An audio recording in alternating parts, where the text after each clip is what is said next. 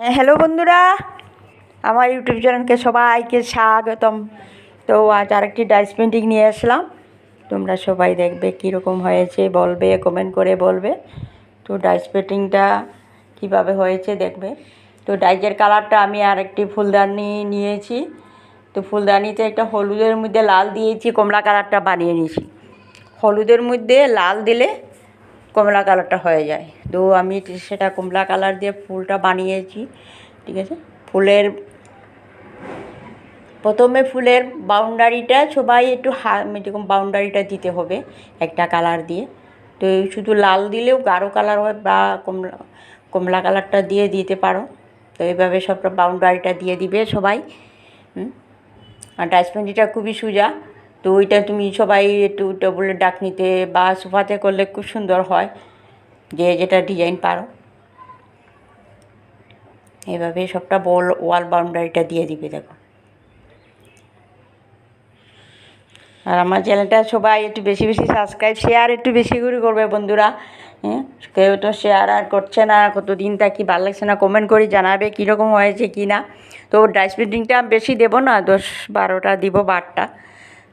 বা আর একটু বেশি দেওয়ার হইলে কমেন্ট করে বলবে যে আমার আটটু দেওতে আটটু দেখাবো, বেশি বেশি 3-4টা, নাই তো আমি 8টাই দিব, 7টা দিব। তো একটু কমেন্ট করে বললে তো আর বেশি বেশি কয়েকটা দেখানো যাবে। আচ্ছা, ডাইস পেন্টিংটা প্রথমে নিতে হবে, ফুলটা বড়া দিবে না, হাফ দিবে। কিন্তু শেপটা কিন্তু প্রথমে নিবে তুলিতে, একটু বেশি নিবে না, অল্প রং কালারটা নিবে। বেশি দিলে এক জায়গাতে বেশি লাগবে, যারা পেন্টিং জানো না তার জন্য।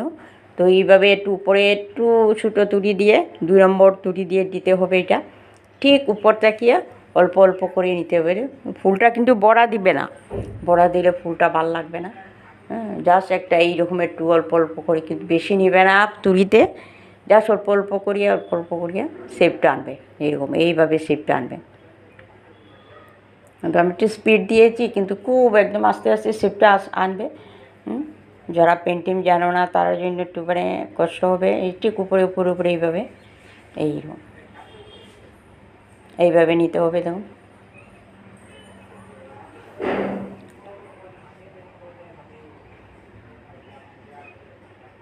এরকম করি এইভাবে এটা আরেকটা ফুল বানিয়ে নাও। আর এইগুলো এটা এরকম বড়া দিবে না, উপর থেকে হাফ হাফ বানিয়ে নিবে। দেখো, এইটা আর অল্প কালার, লাল লাল কালার দিয়েছি। দেখো, তো এটা অন্য কালারও দেওয়া যায়, এটা পিঙ্ক কালারও দেওয়া যায়। তবে এক কালার, একটা ফুলের গাছে এক কালার দিলে ভালো হয় সবচেয়ে আমার মতে। সবাই তো একটা এক কালার দেয়, ভালো ফুল তো এক গাছে এক নমুনারই ধরে।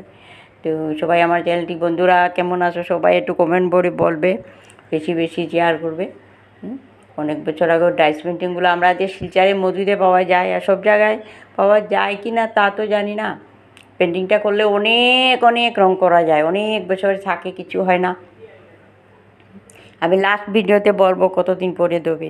আমি আজ থেকে 20 বছর আগে যেটা শিখিয়েছিলাম, কিন্তু ওখানেও মানে যেভাবে আছে সেইভাবে আছে। আমি কালারটা বানিয়েছিলাম, অনেক কিছু করেছি আমি।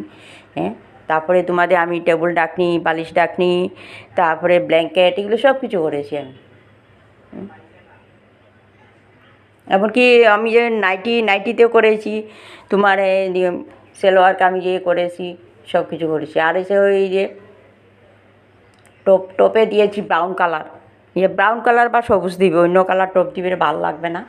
আর পাতা তো সবুজ কালার হবে, ব্রাউন কালারটা দিয়ে দিবে। তো ব্রাউনটা ডিপ থাকেতে, ডিপের মধ্যে অল্প একটু সাদা ফেব্রিক দিয়ে দিবে, তখন কি লাইট কালার হয়ে যাবে ব্রাউনটা।